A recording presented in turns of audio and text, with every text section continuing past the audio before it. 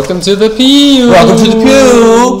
And boy, oh boy, is this going to be the week of all weeks. That's right. James St. James. James St. James is flying into town right as we speak. His airplane, there it goes. It's just like Santa's reindeer. They're tracking it on the news and everything. We spared no expense. Flew him coach class, first coach class. And he only had to pay $25 for his extra luggage. And he only we picked up the other 5 baggage.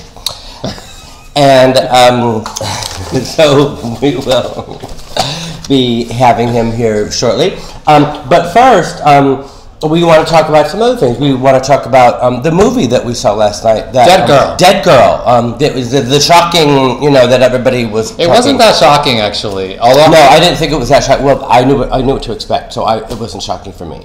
Well, honestly, I don't think it's possible to shock me, really. But so it stars Shiloh Fernandez, who plays some guy that's in love with some girl in school, and he somehow, along with a buddy, finds this corpse in an abandoned insane asylum. Yes, and he looked like somebody famous, right? I thought he looked like Joaquin Phoenix. Joaquin Phoenix, right.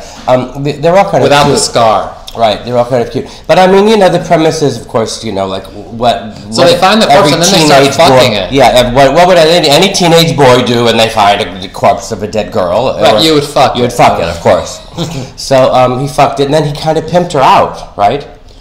Yeah, I mean, we wouldn't even fuck people when they were passed out on drugs. Right, so much less dead. But it wasn't shocking. But then he pimped her out to her friends, and then and then she bit his dick off or something. Right? It was a good movie.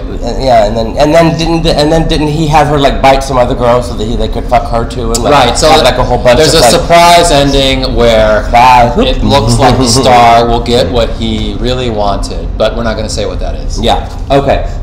So then, we had our friend Nicholas come over last night, and he brought us this. He gave us this beautiful picture that he photograph, hard for you to see, of Alexander Platz from Germany, and Ernie and which is in Berlin, for those of you who don't know geography. Yeah, and Ernie and I have such fond memories of Berlin.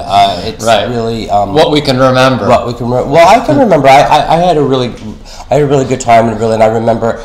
Well, we went there multiple times, so we weren't just there once. Yes. I think we went there 3 times. At least. And I can... Once by coincidence, when the wall fell. Another time we went to Hamburg, and then we went to Berlin. Or maybe that was when the wall fell.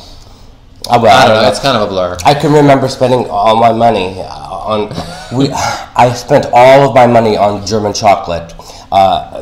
Right, because Michael insisted that we couldn't go to the train station or the airport with any extra German money. It all had to be spent before we got on the plane. So then he spent it all, and then we get to wherever we were going to the train station, and then surprise, we needed another $30 for something, to either take a bus or I don't know what happened, but and our credit cards were over maxed out. We couldn't get any money, and we needed the money right that second.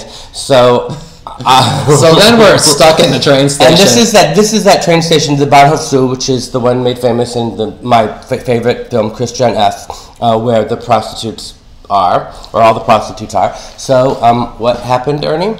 So we're running around the train station not knowing what to do, and I have this memory of Michael being on a luggage cart where I'm spinning him around and he's screaming, "Fuck me for a mark! Fuck me for a mark!"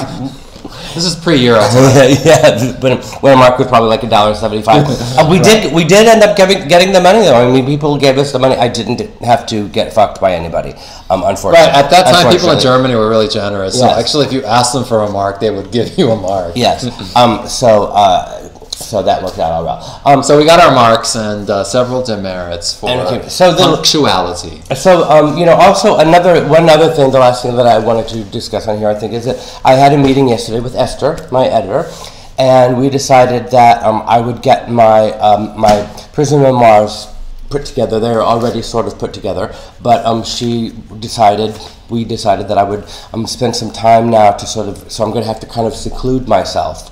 She wants me to turn off Facebook and Twitter, not completely, but maybe spend 5 minutes a day on each, and kind of get this thing going so that we can because that's what my agent wants. He thinks that we need to do that before Aligula. Well, I mean, you don't really spend that much time writing or rewriting. I mean, no, not that I see. But I need to. Like, start now. I need to be writing and painting because I've got now the gallery thing. Right, he's the only writer and painter that I know that never writes or paints. Okay. Well, but I'm going to be, so I'm going to have to be, like, spending less time. I'm going to be doing the PO, obviously, but spending less time, you know, on Facebook and Twitter. I will be on Facebook and Twitter, but not, like, I won't be addicted to it like I am now.